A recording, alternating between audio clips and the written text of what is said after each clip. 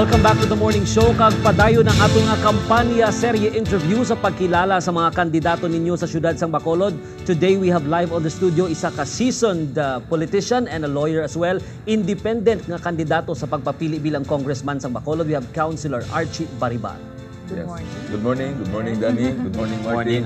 Maayong aga sa aton nga televiewers. Attorney, presently our counselor, ano pa gid ang aton nga mga achievements or mga tinapusan nga ginakabugal gid nato? Yes, we have shepherded a number of significant ordinances, especially sa aton nga tourism and especially sa aton nga mga senior citizens, no?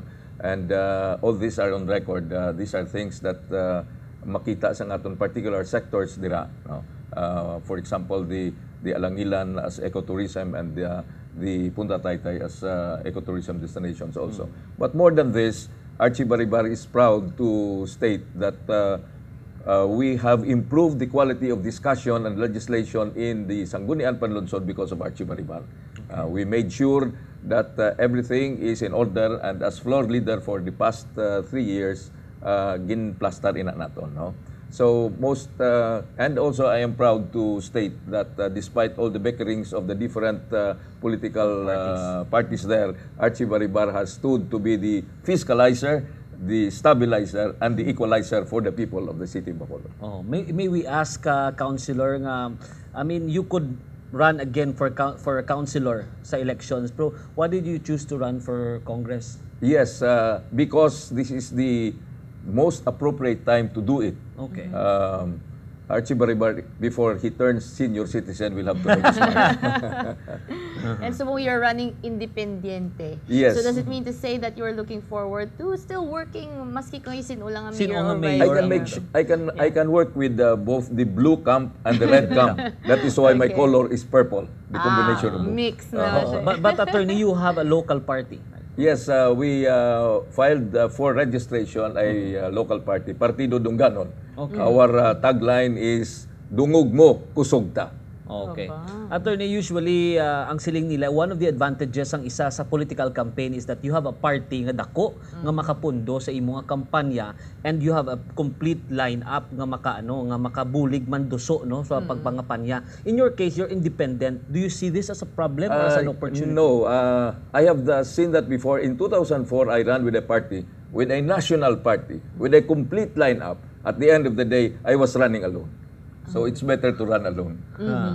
This time around, yeah. Yeah. Strong gihapon niya. So with this lineup alone, independiente, ano yang aton nga lineup sa mga programa nga ginalook forward nato? Yes, I look forward for legislations which will affect our local as well as our national scene. No? I look on the matter of issues per sector. Okay. On the matter of our urban poor, Archie Baribar will make sure that there will be a national law that places a certain percentage of the budget of the LGU for this particular concern, for the concern of a on-site development. Okay. You know, Marty, ang aton subong nga budgeting, may ara kita percentage para sa women, para sa children, para sa youth, para sa aton disaster. And yet we are diri sa siyudad sa Bacolod, where 40% of our constituents are occupying lands they do not own. We don't address that. No, we address relocation, but not the on-site development. So si Archie Baribar, kung hatagan sing kayginan, will push for a legislative measure that will make sure that all LGUs will provide a certain percentage of their budget for on-site development. Kung hindi na madala ni Archie Baribar sa unang nga tuig, ang part 1/3 sang iyang soft nga makuha nga mga pundo sa congressional district will go to on-site development. Oh, that is a priority program. Priority. Mo. Yes, because that ang Bacolod nagadamo, nagalapad, you know, ang nakita lang nato ng mga dagko nga building sa mga dagko nga mga kompanya, but we do not see sang support group sina, ang support group sina ari ditanan sa kilid sa marginalized sector nga didto living in the shadows. Oh, and basically this is also, attorney, addressing the problem of our informal settlers. Yes, and this is Bacolod City will be proud to have a representative who will not only speak for the informal settlers of Bacolod City, but will also move for a measure that will affect everyone. Because that is the role of a representative. Speaking of settlers, may I just say nga, may nakamuno sa aton nga ang population sa Bacolod, ang gadako, and they have their opinions of having two districts. Two You also districts. subscribe What to is that, your sir? opinion? That is a good idea at a bad time. Okay. Because that is a political agenda being presented on a political season. It is as if somebody who is looking for a job is already creating a job placement if in case he loses he will not be taken in that particular job. I do not subscribe to the idea of placing that as a priority issue now, because government should not bureaucratize. It should catalyze and maybe subsidize, but not bureaucratize. Because that's placing one layer after the other. You know, the matter of a representative does not mean that if you have more representatives, you have more voice. The matter of a representative means competent representation. Even if there are 5 representatives of Bacolod City, if they are all members of PPP, we will not have representation in Congress.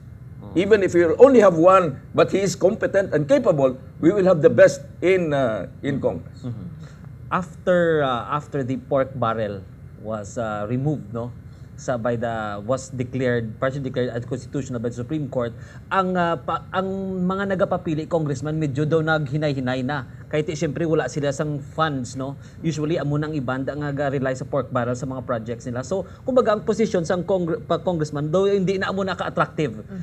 In your case, sir, because of that, you still despite of the odds nagsigi kagyapon niya. Yes, in fact that is the reason why si Archie Bariban dasig nga maglagan sa congressman. Kay man nga wala need to pork barrel, because if I am there, I will be the first to say this position is not a position of facilitators of projects. This is a position which is cerebral. Ihatagan naton sang nagakaigo nga alam ang aton pumuluyo sa paagi sa maayo nga mga policies. Kaya ang naanad sang aton nga mga politiko, ang panumdum nila sang congressman, munog facilitate sang project. At kung munog facilitate ka sang project, kung may komisyon, no komisyonista ka do, may komisyon. Okay. So that is a wrong concept. The concept is if we have to make a dent in our societal situation, we have to have good laws. We have to have good laws and of course good executives also. That is why si Archie Bariban, maskin paano, nagplastar nga nagadalagan nga wala sang kwarta, nagupod sa kay Mayor Rodrigo Duterte as president. So, Okay. we'll have cerebral and we'll have political will. All right. So with that, may kita sang last 2 minutes nga ihatag kay Councilor Archie. Thank you. Talk to our kapamilya sa iyo. For May 9, 2016, Bacolod City needs a voice in Congress, needs a true voice. But Bacolod City would also need change. That is why si Archie Bariban upod sa kay Mayor Duterte, pagbago, Archie Bariban tunay nga tingog. Sa pagbago, matuhaw ang tunay nga tingog. Ang tunay nga tingog mabugos lamang kung updan sang pagbago. Madamo nga salamat, Attorney and Councilor Archie Baribar, Bacolod Congressional Candidate, Independent na handa ng mga kapamilya. Dugang pagiging mga balita ang ato ni Baloon sa pagbalik sa The Morning Show.